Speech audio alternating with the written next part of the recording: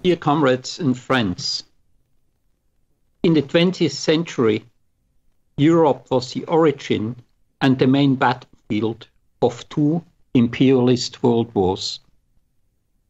In 1945, the continent, which had been the center of the Industrial Revolution and at the forefront of cultural progress, lay in ruins. Between 80 and 100 million people were killed in the two wars. Germany, which had once been proud of its culture, its writers, and its composers, had become the center of the most barbaric crimes humanity has ever seen. No more fascism, no more war. This slogan was supported by millions at the end of the war. It was widely understood at the time that fascism and war were the product of capitalism. Particularly in Italy and France, where the communist parties had mass support and where, despite the treachery of Stalinism, the memory of the October Revolution was still alive, workers were determined to settle accounts with the bourgeoisie and establish socialism. In Germany, anti-capitalist sentiments were so strong that even the conservative CDU felt obliged to inscribe into its program that capitalism has failed.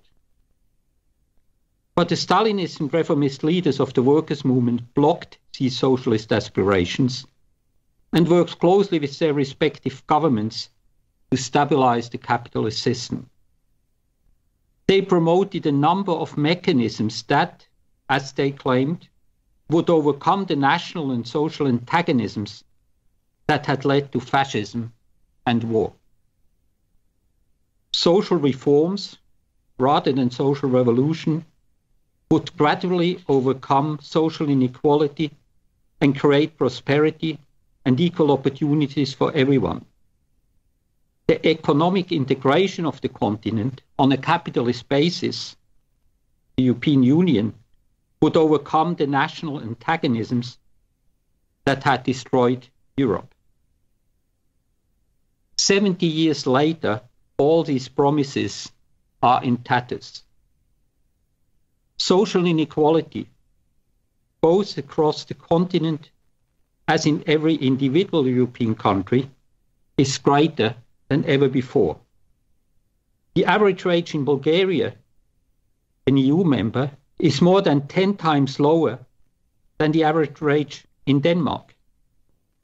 And even in rich countries like Germany, millions live in poverty, work at sub-minimum wages, and in precarious jobs.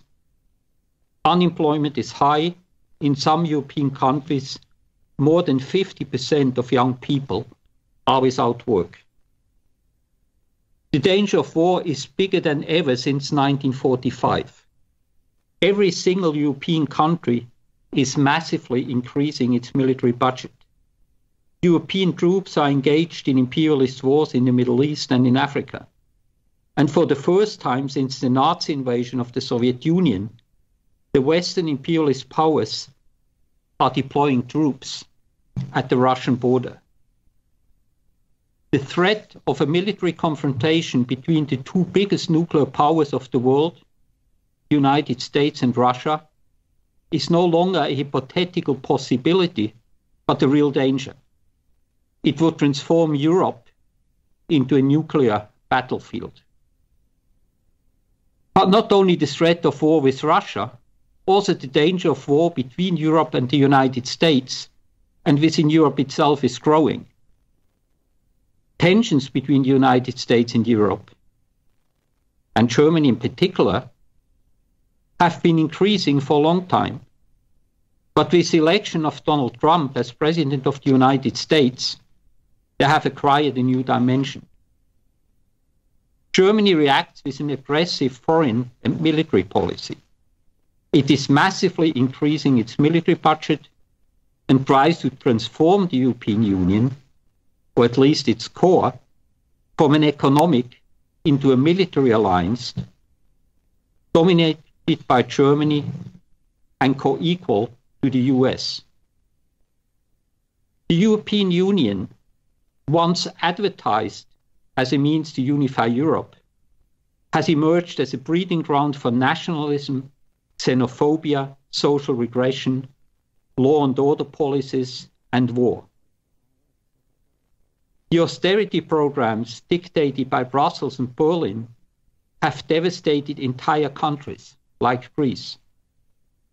The brutal rejection of refugees by Fortress Europe has created conditions where more than 5,000 people have drowned in the Mediterranean within a single year.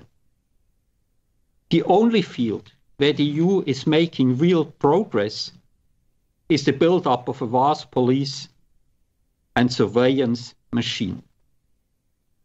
Europe is bristling with social tensions. It is like a ticking time bomb. The gap between the political and economic elites and the vast majority of the people is huge. This is expressed in the collapse of political parties that have been in government for decades, like, most recently, the Socialist Party in France. But the social discontent, outrage, and anger finds no progressive political expression. This is due to the right-wing policies of the political parties and trade unions who once claimed to take care of the social interests of the working class and of the pseudo-left organizations of the middle class. They play a central role in attacking the working class and promoting militarism and war. This was most clearly demonstrated in Greece. Faced with the alternative of accepting the austerity diktat of the EU or mobilizing the Greek and European working class against it, the coalition of the radical left, Syriza, decidedly opted for the first. The affluent middle-class layers, which Syriza represents, are 10 times closer to the corporate and financial elites represented by the EU than to the working class. The utter bankruptcy of the reformist and pseudo-left organizations has created conditions where far-right forces, like the Front National in France, the Freedom Party in Austria, the AfD in Germany, UKIP in Britain, or Geert Wilders in Holland, were able to capitalize on social discontent and profit from hostility to the EU. They stand for xenophobic, chauvinistic, and even fascistic policies, and are certainly a big danger. But they cannot be stopped by supporting their bourgeois rivals. To rely on pro-European Union parties to fight the nationalist far right is like relying on an arsonist to extinguish a fire. The growth of far-right parties does not mean that there are no left-wing sentiments, but to the extent that they find an expression in the present political setup, they are immediately betrayed. In Greece, Syriza was elected into government because it promised to oppose austerity, only to implement even more ferocious attacks on the working class.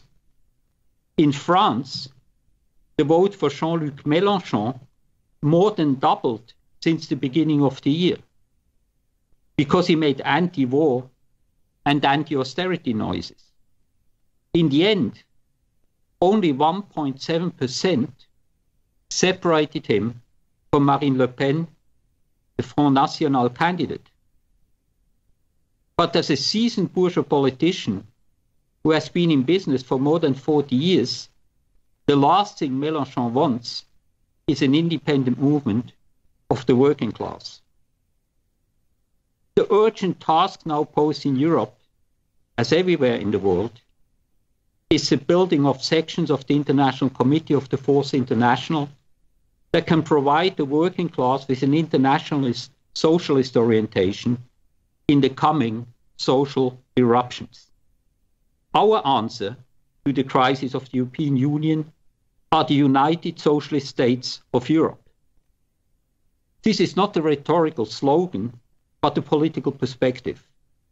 We fight for a mass movement of the working class against war, dictatorship, and social inequality that is politically independent of all the parties of the bourgeoisie and their pseudo-left petty bourgeois agents. We fight for the unity of the European and international working class against any form of nationalism, and we fight for the overthrow of capitalism and the establishment of a socialist society based on social need instead of private profit. Thank you.